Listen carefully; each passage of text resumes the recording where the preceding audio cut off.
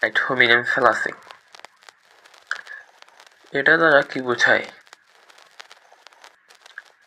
এক কথায় বলতে গেলে যুক্তির মাঝে ব্যক্তিগত আক্রমণ করা।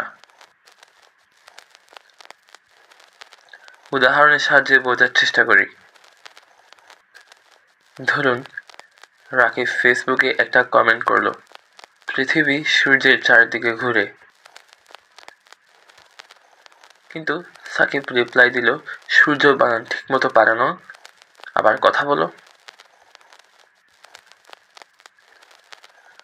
এখানে দেখুন, সাকিব যুক্তির পক্ষে বিপক্ষে না বলে রাকিবের বানান ভুলকে দায়ী করেছে, যার সাথে যুক্তির কোনো সম্পর্ক নেই। এ ধরনের কুযুক্তিকে অ্যাড হোমিনেম ফ্যালাসি বলে।